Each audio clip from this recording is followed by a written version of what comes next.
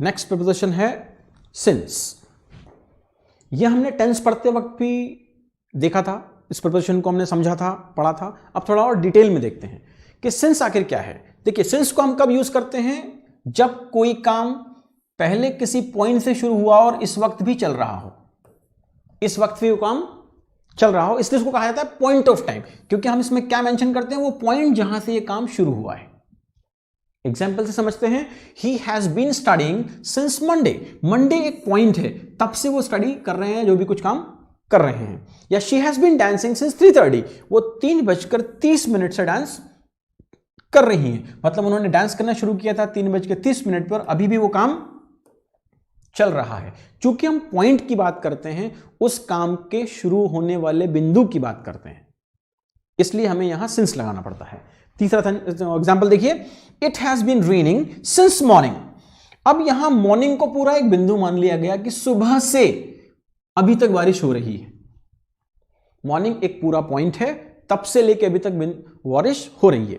जैसे आपसे अगर पूछा जाए कि आप इस शहर में कब से रह रहे हैं, मान लीजिए आप 2010 से रह रहे हैं, तो आप क्या कहेंगे? I have been living in this city since 2010।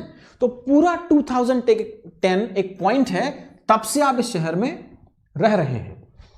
अगला सेंटेंस है, he has gone of city since, he has gone out of city since 10th of March। कब से बाहर गए हैं वो? Since 10th of March। 10th of March एक point है, तो अगर किसी पॉइंट से कोई काम चल रहा हो अभी तक, तो हम कहेंगे, लगाएंगे सिंस। इसलिए होता है सिंस मंडे। देखिए और देखते हैं कहां लगता है सिंस। सिंस लास्ट वीक, क्योंकि पिछला वीक एक निश्चित पॉइंट था, तब से लेके अभी तक since last week. Since morning, हम बोलते हैं सिंस मॉर्निंग। सिंस चाइल्डहुड, हम में से कई लोग गलती करते हैं, हम लोग यहां कहते थे फ्रॉम चाइल्डहुड, जबकि एग्जैक्ट आंसर क्या है इसका? सिंस चाइल्डहुड, बचपन से अभी तक। बचपन को, पूरे बचपन को एक पॉइंट माना गया, तब से लेके अभी तक। सिंस यस्टरडे, सिंस दिवाली, क्योंकि दिवाली भी एक पॉइंट था, तब से लेके आज तक। Since 2 o'clock, since July, since 1935, since last night. Application में हमने लिखा था, I have been suffering for fever since last night, kindly grant me leave for 3 days, है ना? तो ये हुआ since last night. Since the day 1, पहले दिन से आज तक। सिंस बिगिनिंग, शुरुआत से, क्योंकि शुरुआत एक पॉइंट है, तब से लेके आज तक। शुरुआत कभी तो हुई होगी, तो जहां से शुरुआत हुई तब से लेके आज तक, since beginning. And since birth, जब से आपका जन्म हुआ है तब से, तो सिंस बर्थ। इन सब जगह पर हमें सिंस लगाना पड़ता है, क्योंकि ये सब क्या है? पॉइंट है। एक पॉइंट दिया होता है, एक बिंदु दिया होता है, जहां से लेके वो काम अभी तक चल रहा होता है। तो उस शुरुआती बिंदु को हम जब रिप्रेजेंट करते हैं, बताते हैं, तो सिंस लगाना पड़ता है।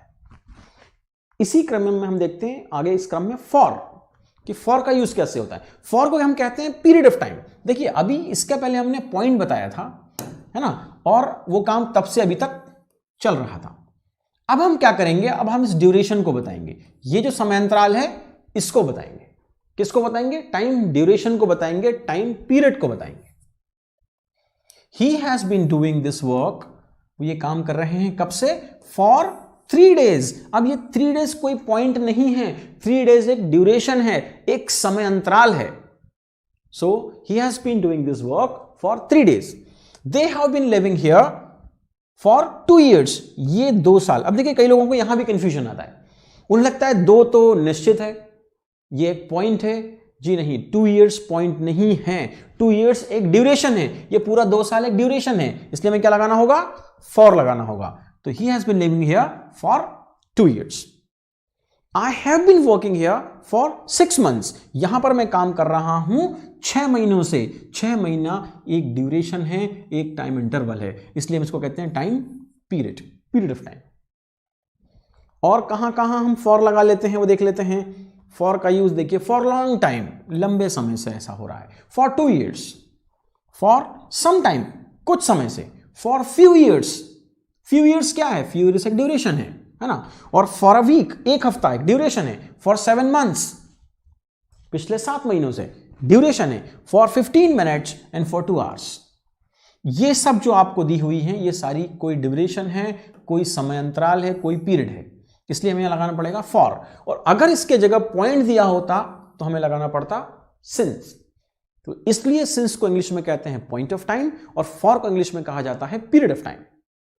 अब वो आप निश्चित और अनिश्चित वाला जो फंडा था आपका वो भूल जाइए, क्योंकि वो बहुत कंफ्यूजन क्रिएट करता है। अब आपको क्या करना होगा, सिंस मींस निश्चित समय एंड फॉर मींस अनिश्चित समय वाले फंडे को भूलना पड़ेगा। सिंस का मतलब होता है पॉइंट ऑफ टाइम, मतलब उस काम का शुरुआती पॉइंट दिया हो तो सिंस लगेगा, और यदि उस काम का पूरा ड्यूरेशन दिया हो कि जब से वो शुरू हुआ और अभी तक का ड्यूरेशन दिया हुआ और अभी भी वो काम चल रहा है, तो उस ड्यूरेशन के लिए हम क्या लगाएंगे, फॉर लगाएंगे।